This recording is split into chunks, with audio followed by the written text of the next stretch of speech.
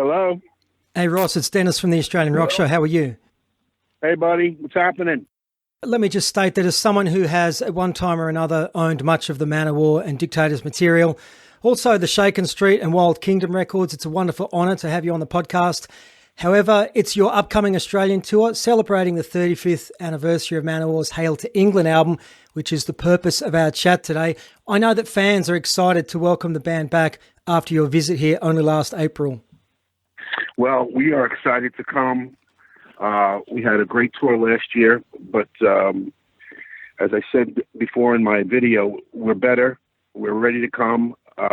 We've been playing. We've been working very hard, and we are going to pummel Australia and New Zealand. We promise. Ross, are there any challenges when playing an album in its entirety? Do you have to go back and listen to certain guitar parts? Well, you know, not the rhythm parts. But people are saying, "Well, you don't play the songs exactly as you played them on the records." I go, "No, I don't. I could safely say I don't play my solos except, there's a few solos I do play the same, like battle hymns and bits of other parts. But no, I take that as my artist liberty, so I can change things. It's staying in the same form. I kind of like embellish things, if you will. But I feel that's my right to do so. Yeah, I would agree. But in keeping in theme with the interview, we kicked off this show with the raw-sounding "Blood of My Enemies," a song which contains some of Joey DeMaio's most evocative lyrics and some of your most blistering guitar work as well. Opening the record, I think, with that track really set the tone. Do you recall how "Blood of My Enemies" came to fruition? We were back in the day, we were really, really into songwriting and writing things together and doing it all. I don't know, Joey might have been fooling around with that riff, and I heard it. We heard this riff, and it's like a gallop. It was like a gallop. I said, "That's incredible. That's what we want." And we wrote the song, and we were an angry band. Back then we were full of piss and vinegar, if you can say. We were just ready to go, Manowar, and we were very, very, very good songwriters together. So you see 6 records in 6 years. The output was amazing, as far as heavy metal goes. Blood of My Enemies just came from those writing sessions, as well as Army of the Immortals and Each Dawn I Die, Bridge of Death, Kill with Power. Great songs. Well, you just mentioned, that there were quite a few albums in quite a short space of time. Was it the band's aim to be so prolific back then, or there was just such a vast body of songs being written back then? I don't know whether it was just because that we had so many songs and we were ready to play. I just think one reason we just had to make the records. We had to keep making records for some reason. There was always another label to get, always another an advance, to support us. There was always a reason to do those records, and the fact that we had the songs was just amazing. Guys, we have to do a record. Okay, we're getting signed to Virgin. We need 2 more songs because we had recorded most of Sign of the Hammer when we recorded Hail to England. Oh, we need a song. We need 2 more songs. Okay, so I wrote The Oath and Joey wrote Sign of the Hammer. So, okay, we need this. We got it. It's like there was no problems. Back then there was just no problems. Some bands take 3 years, 4 years, 5 years between records. Not us back then. And not me now, because I'm working with Ross the Boss Band. We're working on a new record starting Saturday. We start recording for the new release, the new April release. Is there a working title for that as yet? No. I think we might call the record Born of Fire. Okay. For now. We'll see. Anything could change. Ross, as a guitar player, your influences, they seem wide and varied. Everyone from Ron Ashton, Pete Townsend, Jimmy Page, Wayne Kramer, Fred Sonic Smith, Tony Iommi, to name but a few. Yet over time, although you absorbed, the guitar sounds of others, you managed to create a style and sound all your own. And to this day, I believe you are still practicing and continually challenging yourself as a musician and guitar player. Yes, I am. I was just talking to the previous interviewer, and I said, you know what? I try to learn something new every day. Believe it or not. This old warhorse is trying to learn something new every day. And every time I pick the guitar up, I want to approach it in a fresh way. Anytime I see someone playing, there's got to be something that they're doing that I could gain from. Not like stealing, of course, but just watching someone do something, the way they play it, it always interests me. I said every musician has something to offer. So that's why I don't go into this competition thing with guitar players. I never did. Well, I can play faster than you. I can play this. I got no. Stop. It's like that's bullshit. I don't play that's a stupid game. That's a real stupid game. It's immature. It's just not where music is at. So, I try to take something new every day. Exactly. Okay, now if it's okay with you, I'm going to dig into your past a little bit. I want to hit you with a couple of Dictators questions, if that's fine by you. Sure, go ahead. At the time of release in 75, the response to the Dictators' first record was, I guess, somewhat lukewarm, and I'm guessing many rock critics back then couldn't pick the sense of humour mixed with catchy songs, yet over time, the album certainly has found its place in music history and also the hearts of many rock and roll fans. I guess with the beauty of hindsight. And the Rock and Roll Hall of Fame. Yeah. Would you have done anything? Way to the Rock and Roll Hall of Fame. Would you have done anything different with the recording of Go Girl Crazy? Yes. Yes, we would have. We would have had a different drummer. I hate to say it. Rest in peace, Stu Boy. But I think if we could have done it over again, we would have used a different drummer. And I mean, Albert, Blue Oyster Cult was recording in the next studio. What we would have had to do was get him, and we would have been much more satisfied with the drums. That being said, the record stands on its own. It's a fantastic record. It's an immortal record, punk record, and I'm so very proud of it. And it's hanging in the Rock and Roll Hall of Fame in Cleveland. So, what can I say? Well, I found an interview with you online where you were asked about the Dictators' influences. And for me, your reply really did sum up perfectly what the Dictators' sound was comprised of. You stated The Who were really a huge, huge influence on the Dictators. And I guess if you looked at it like a bunch of veins leading into the heart, The Who was certainly the biggest vein, but we were very eclectic. We had a metal vein, a surf vein, a British invasion vein, a pop vein. Quite an accurate summary, I thought. Exactly. You're right on that. It's 100% correct. Yeah, sure. We were just products of all the music that we grew up on. I mean, surf music, Chet Atkins, Les Paul, the Beatles, the Who, Pete Townsend, and the Stooges came before us. The Flamin' Groovies, we were able to catch some of that before we started. The MC5, of course, so we all had that right before the band started, So, even the Blue Oyster Cult, even Buck Dharma in '72. So I was able to be influenced by Buck Dharma, a great guitar player, in a way. So those are my influences. Those are the band's influences for sure. Well, as an Australian music historian, I do have to bring up Wednesday, the 24th of August, '77, when AC/DC played their debut gig, opening for the Dictators at the Palladium. Would have been something very special to see. That day was incredible. What a day that was. We headlined the Palladium. We sold it out. And the two bands that were on the bill was this band, Michael Stanley Band, which we had no idea who he was. And then this other band, AC/DC, who we never heard of them till, back then. But we watched them on stage off to the side of this, and like I'm looking at Scott, I'm going, holy shit, man. They go, what the fuck is this? And, and we immediately loved it. We loved it we loved them from the moment we laid our eyes on them.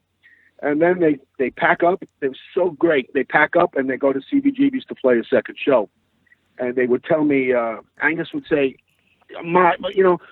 we used to play 3 gigs a day. I go, 3? Unbelievable. They would pack up and they would move around and keep playing. And that kind of work ethic really inspired me. And they were amazing. And the next weekend, we opened for them in Cleveland at the Cleveland Agora. And they never opened up for us again. They just started a cook in the United States, and they didn't look back. And good for them. Ross, the song we're going to close out this show with is Minnesota Strip, lifted from the Blood Brothers album. Now, I asked Andy Chernoff about that track when I interviewed him in the 90s, and he said, at the time, the police were surprised to discover that a lot of the young white hookers working 8th Avenue near the Port Authority bus terminal were from the Midwestern state of Minnesota. So they started calling that area, the Minnesota Strip. Right. I just love that story. They got a pipeline to the city. That track contains some of your most potent guitar work. What are your memories of recording that song? Recording Blood Brothers was a different way we recorded. We recorded live in the studio, which means that I had no overdubs to do. Or I said all my lead tracks were done in the studio. I did it. I didn't overdub anything. So I had to do it, and I had to make it stand up, and I had to make it count. And that made me a better musician. The fact that we did that, and the fact that it came out so well. I think it was a testimony to the band at the time of being live in the studio, being honest, being forced, being right there, right in your face. New York City, rock, punk rock, whatever you want to call it. Just doing it I was very satisfied with myself. I'm looking back, I can listen to it and I don't cringe. Hearing myself. And might I mention that, in terms of iconic cover art, it doesn't get mentioned, but I think the cover art for Blood Brothers has always been damn cool. Tough punks on the mean streets of New York City. I've always loved that. Well, that's in a schoolyard. We were in a schoolyard. Right. And, so we just wanted to get that taste of New York schoolyards, which are all over. Okay, look, I saw you with the Dictators in Sydney back in 2002. From memory, that was your first visit here. It makes me want to ask how close the Dictators and, I guess, Manowar came to touring Australia back in the 70s or 80s. There was never talk of going to Australia back then. And there was always talk with Manowar to go to Australia, of course. I mean, that's a dream for New York musicians, of course. But we just never managed to get there, and they still haven't managed to get there. So we came last year. Ross the Boss came last year. We're coming again. Look, let me hit you with a tough one, if you don't mind. What did you take away from your time and experience gained in the Dictators, which you used in Manowar? I guess I'm meaning lessons learnt. Well, I mean, business-wise, about contracts, not signing contracts so fast, not being so gullible, not being so fast to jump, in on a situation. Stay back. Well, take some time out. Look what you're doing. Think about it. I was more experienced. By the time I saw Manowar, I had 4 records, 4 major label releases, 3 with the Dictators. So it wasn't my first time around the block when we signed with my friend at EMI. So I was much more experienced. I wasn't as nervous. I wasn't as stressed out as I was when I started about pleasing everybody, about the audience reaction to things, and the ups and the downs and the psychological. It's all head games. I was more like, you got to stay in the middle. Don't get too hot. Don't get too crazy. Don't get too low. Just stay in the middle. Just be right in the middle there. Go right through. And that's the way I am there. Nothing bothers me now. I know I couldn't give a rat's ass about anything. Because, there's nothing that I can't work out or fix or overcome. So that's what it taught me. Okay, so as I mentioned at the start of the show, back in the day, that Wild Kingdom album, and you spent lots of time on my turntable. I'm surprised more people still don't know about it, as it's littered with great songs and some of your best guitar work. And in my humble opinion, those tunes still stand up. They'd been around for some time, though, hadn't they? Yep. Manitoba's Wild Kingdom record is an amazing record, mixed by Andy Wallace. A fact, Andy Wallace. The next record he mixed was this band from Seattle called Nirvana. He mixed Nevermind. An interesting fact. That record just rips. It just totally rips. And MCA, we almost had a hit with it. It's another opportunity that they didn't take it. They didn't jump on. Well, write the check. We had 99 stations. You had to have 102 stations. Oh, really? Before the record was aired. Something like that. We had 99 playing Party Starts Now. And we had the video in rapid rotation. And, where's MCA? I mean, it's like, so you never know. So, but it was a great record, and I still love listening to it. It sounds great, and 2-minute songs, and can't ask for more than that. Well, funny story. Back in 1991, Australia's hitman DTK used to open up their set with Party Starts Now. Obviously, pre-internet, I was convinced it was one of their tunes. I recall going to see that film Kindergarten Cop, and I thought, holy hell, hitmen get it. And then I later discovered it's an Andy Chernoff number. As a guitar player, that song looks like a fun tune to play. Yeah. Very simple parts. I mean, it's... the leads are, the embellishments are all Chuck Berry, and Chuck Berry on 10, hyper Chuck, and I call it, and very simple stuff, but it's effective. Big A chords, big open A chords, DG. It's powerful, and that's where rock and roll was at. That's where the Who was at, babes. Summertime Blues. You can see it, you can hear it. Ross, I've got my eye on the clock and we're running out of time. We'd better finish up soon. Future plans, what can you tell us about the new album? It's, as you mentioned, due in March next year, correct? Yep. We're going to work as hard as we can to make the deadline, and I hope we do.